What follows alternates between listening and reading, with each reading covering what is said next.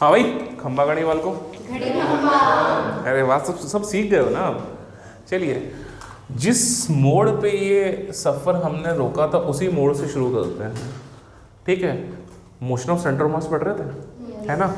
एक सवाल तो किया था कि एक बेचारा बंदा था, वो आराम से प्लैंक पे एक जगह से दूसरी जगह मूव करता हुआ गया था, याद है। तो प्लैंक कितना डिस्प्लेस हुआ था वो निकाला था। नेक्स्ट क्वेश्चन है कि एक बंदा है जिसका नाम है ए। ए किसका नाम होता है यार? होता है किसी का? किसका है? नहीं होता। चलो ठीक है, मान ले। अरे तो वो ए है, ठीक है। एक बंदा है जिसका नाम है ए, एक बंदी नहीं बंदा है जिसका नाम है बी। ए 50 kg है, इसका मास 60 kg है। प्लैंक पे खड़े हुए जिसका मास 40 kg है। और ये जो प्लैंक है वो एक फ्रिक्शनलेस ग्राउंड पे रखा हुआ इजीली, ठीक है। अभी क्या हुआ, इसने इसको देखा और इसने इसको देखा, दोनों को एक दूसरे से हाथ मिलाने का कीड़ा चढ़ा, तो दोनों आगे आने लगे, ये भी आगे आने लगा और ये भी आगे आने लगा। सपोज दोनों सेंटर पे मीट किए, समझ में आया, दोनों सेंटर पे मीट कर रहे हैं, ठीक है। तो आपको बोला कि जब दोनों ए और बी सेंटर पे मीट करेंगे तो प्लैंक कितना शिफ्ट होगा, प्लैंक कितना शिफ्ट होगा। आगे बात समझ में। क्या करते थे, क्या करते थे, m d1 vector plus m into m1 into d1 vector plus m2 into d2 vector plus m3 into d3 vector, याद है? ट्रिक समझाया था कैसे निकालेंगे। तो मैंने क्या किया, ध्यान दीजिए। इसके लिए ये देखिए, मैंने बोला प्लैंक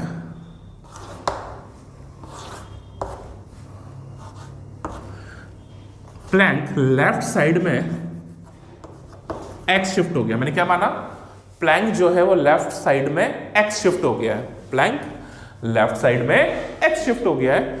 और a भी यहां पहुंच गया है और b भी यहां पहुंच गया, दोनों एकदम सेंटर पे पहुंच गया है। a भी यहां पहुंच गया है और b भी यहां पहुंच गया, दोनों क्या हो गए, प्लैंक के सेंटर पे मिले हैं। कहां मिले? प्लैंक के सेंटर पे।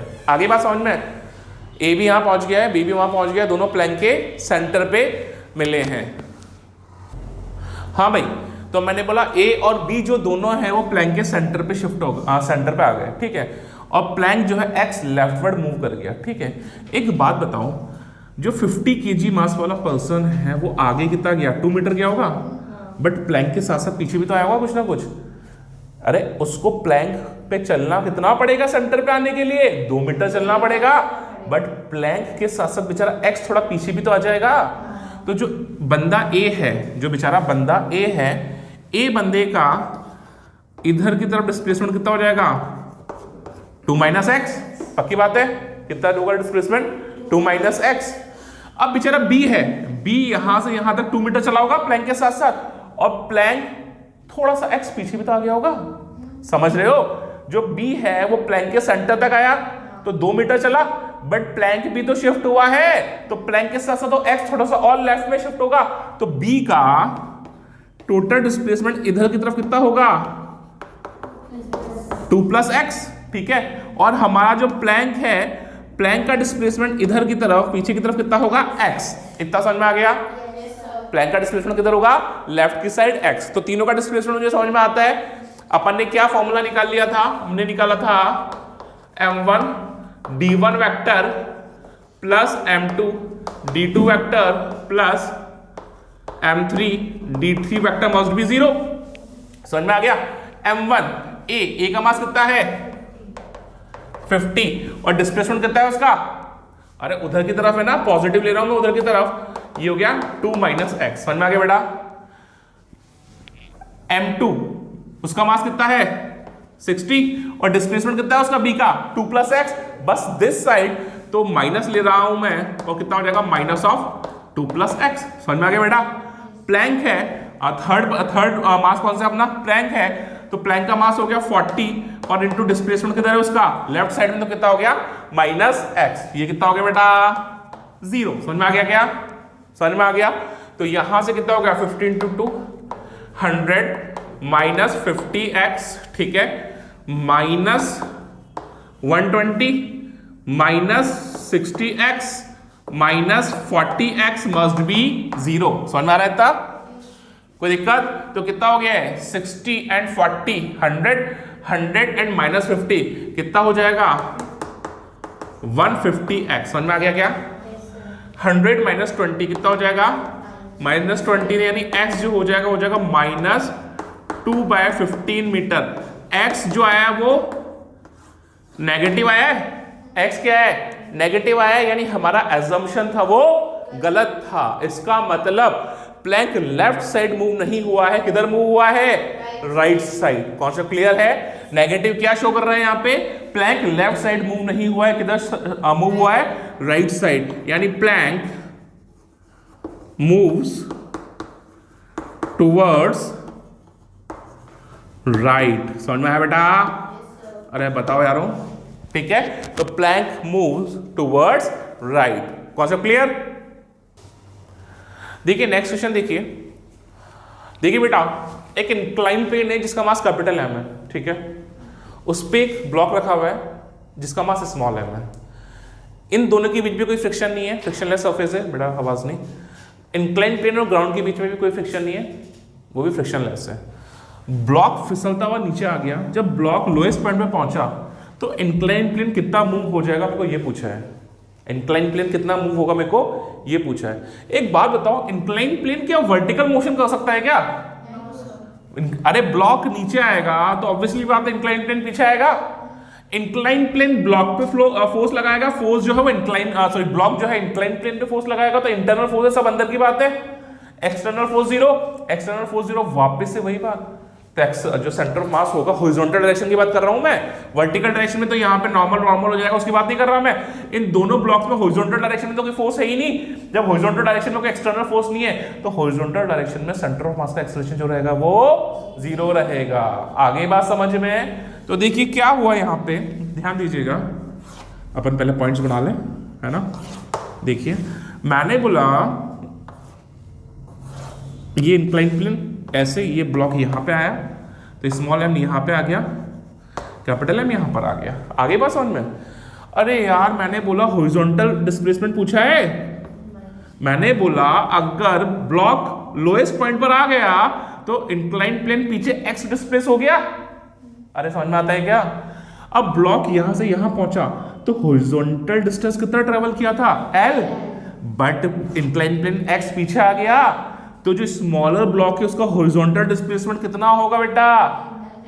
L minus x. समझ में आया? अरे तुमको इसमें यहाँ पे इसलिए कंफ्यूजन हो गया क्योंकि यहाँ पे 2D मोशन दिख रहा है ना? बट जो इंक्लाइन प्लेन है, इंक्लाइन प्लेन का मोशन तो सिर्फ हॉरिजॉन्टल होना है, पक्की बात है। और हॉरिजॉन्टल में कोई एक्सटर्नल फोर्स है नहीं, तो हॉरिजॉन्टल के अलोंग जो सेंटर ऑफ मास है वो रेस्ट में रहेगा, पक्की बात है। तो वही वाला फॉर्मूला लगा दूं मैं। तो इंक्लाइन प्लेन तो कितना शिफ्ट हुआ? x लेफ्ट साइड, और जो स्मॉलर ब्लॉक है वो कितना शिफ्ट हुआ? L minus x horizontal direction में, पक्की बात है। वर्टिकल की बात नहीं कर रहा मैं, वर्टिकल में नॉर्मल भी लग रहे हैं, इसलिए वर्टिकल में डील नहीं कर सकते हम यहाँ पे कि वर्टिकल में एक्सटर्नल फोर्स भी आ रहा है बट हॉरिजॉन्टल में कोई भी एक्सटर्नल फोर्स नहीं है। आया समझ में? तो देखिए वापस वही काम करता हूं, m1 d1 vector plus m2 d2 vector must be 0। m1 incline plane के लिए लिखता हूं कैपिटल M, और डिस्प्लेसमेंट कितना है बेटा उसका हॉरिजॉन्टल डायरेक्शन में? x minus x obviously, plus m2 small m, ठीक है? और उसका डिस्प्लेसमेंट कितना है हॉरिजॉन्टल डायरेक्शन में? L minus x. कितना हो गया बच्चों? 0। तो यहां पे हो गया minus of mx minus of, हाँ ठीक है, minus of mx plus small m into L, पक्की बात है। तो यहां से x capital M plus small m is equal to small m into L। तो यहां से जो x आ जाएगा वो कितना आ जाएगा? Small ml plus capital M by capital M plus small m। आगे बात समझ में? बहुत ही इजी था।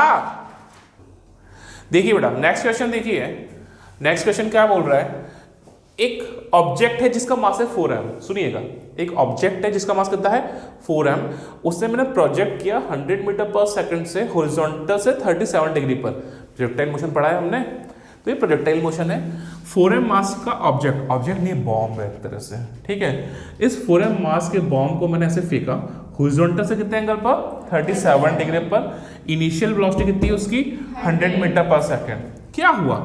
ये जब अपनी मैक्सिमम हाइट पर पहुंचा वहां पे ये फट गया।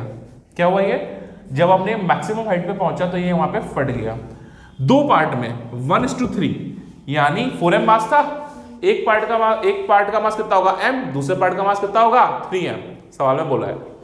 आगे सवाल में बोला है कि जो m मास का पार्टिकल है वो बेचारा यहीं पर रेस्ट में आ गया। अरे यहीं पे हवा में रेस्ट में आएगा तो नीचे जमीन पे टपक जाएगा, फ्री फॉल होगा। तो बेचारा m मास का पार्टिकल मैक्सिमम हाइट से यहां पे टपक गया, जिसका मास कितना है m। ठीक है, आगे बोला उसने तो जो हैवियर पीस है, हैवियर पीस का मास कितना होगा 3m। अरे 3m 2m कहां से आ गया, 1:3 में डिवाइड हुआ है ना 4m।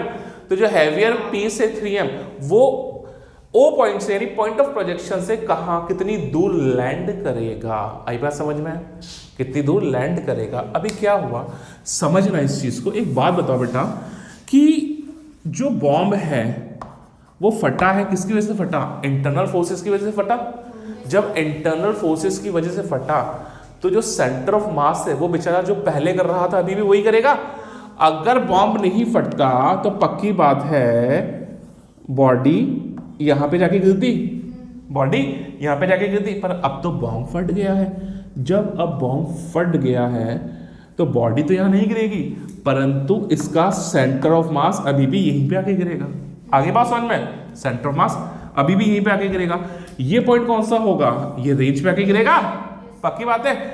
छोटा वाला पार्ट कहां पे गिरेगा, मैक्सिमम हाइट से जस्ट नीचे, यानी रेंज का हाफ। मैक्सिमम हाइट कहां पे होती है r/2 पर। तो ये तो कितना हो गया r/2, सेंटर ऑफ मास जब फॉल होगा वो कितना हो गया r। तो जो हैवियर पीस है, अरे एक पीस इधर है, सेंटर ऑफ मास इधर है, तो हैवियर पीस आगे गिरना पड़ेगा, तभी तो सेंटर ऑफ मास बीच में कहीं ना कहीं आएगा। तो मैंने बोला जो हैवियर पीस है वो ऐसे कहीं जाके यहां पे कहीं गिरा, और ये हो गया, इसका मास कितना हो गया 3m, और इस पॉइंट के कोऑर्डिनेट्स कितने हो गए x। यानी वो यहां से कितनी डिस्टेंस पे गिरा है, वो यहां से x डिस्टेंस पर गिरा है। आगे बात समझ में, ठीक है। जो सेंटर ऑफ मास है वो कहां पे जाके गिरा है, रेंज पर जाके गिरा है, और जो स्मॉलर पीस है वो कहां जाके गिरा है r/2 पर। इतना समझ में आ गया बेटा। तो बेटा इस वाले पॉइंट के कोऑर्डिनेट हो जाएंगे r/2, 0, इसके कोऑर्डिनेट्स हो जाएंगे r, 0, और इसके कोऑर्डिनेट्स हो जाएंगे x, 0। तो कुल मिला के मुझे x निकालना है। कॉन्सेप्ट क्लियर है क्या?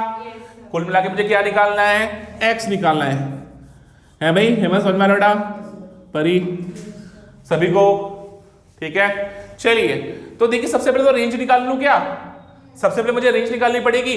अब एक बात बताओ, रेंज का फॉर्मूला मुझे पता है, तुम भूल गए होंगे, याद है, भूल गए? बोलना जरा, रेंज का फॉर्मूला बोलना बेटा। sin 2θ/g, और u स्क्वायर कहाँ जाएगा, हाँ, तो ये हो जाएगा u स्क्वायर sin 2θ/g। ठीक है, sin 37, थीटा कितना है 37 है, तो इसको मैं ब्रेक करके लिख देता हूँ, ये लिख देता हूँ u स्क्वायर sin 2θ कितना होता है 2 sin θ cos θ/g। तो यहां से जो रेंज आ जाएगी वो कितनी हो जाएगी, u स्क्वायर बोले तो 100 × 100, sin 37 बोले तो 3/5, cos 37 बोले तो 4/5, डिवाइडेड बाय g बोले तो 10। तो एक से तो ये गया 25 से 4 टाइम्स ये गया, तो कितना हो गया, कितना गया 4 3 12, 480, कितना हो गया 480, कितना हो गया u स्क्वायर sin 2θ/g। अरे 2 भी तो है यहाँ पे, ये इंटू 2 भी तो है, अरे ये वाला 2 है ना। तो ये हो गया बेसिकली 960 मीटर, रेंज आ गई। ठीक है, एक्सयूएम का फॉर्मूला लगा दूं क्या, तो ये हो जाएगा एक्सयूएम is equal to m1x1 plus m2x2 upon m1 plus m2। पक्की बात है बेटा, पक्की बात है। तो एक्सयूएम कहां पे गिरा है, एक्सयूएम गिरा है हमारा r पे, एक्सयूएम कहां गिरा है r पे। m1 जो r/2 पे गिरा है उसका मास कितना है m, तो हो जाएगा m इंटू r/2। जो 3m गिरा है वो कहां पे गिरा है x पर, तो हो जाएगा 3m into x upon 4m। गलत लिखा क्या, तो यहां से हो गया 4mr minus m r/2 is equal to 3mx। पक्की बात है, पक्की बात है।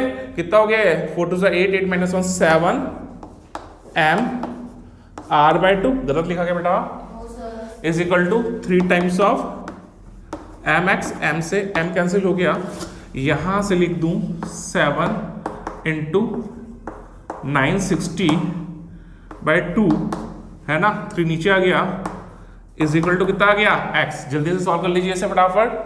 कितनी बार गया ये?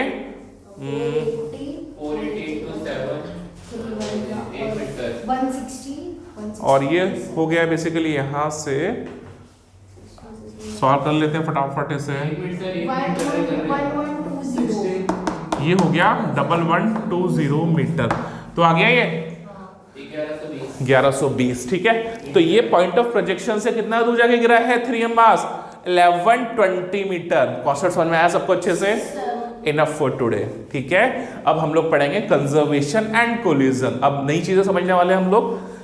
अब चीजें थोड़ी और कॉम्प्लिकेट होने वाली हैं। अब हम लोग कंजर्वेशन पढ़ने वाले हैं। ठीक है, अब चीजें टकराएंगी, चीजें टूटेंगी, एक पे से दूसरे कूदेंगे, किसी एक पे दूसरे कूदेंगे, इस टाइप से कार्ड से इंसान कूदेंगे, इंसान पे कार्ड कूदेंगे, ऐसा बहुत कुछ होने वाला है। नेक्स्ट क्लास से स्टार्ट करते हैं। ठीक है बेटा, इनफ फॉर टुडे, मिलते हैं बेटा कल।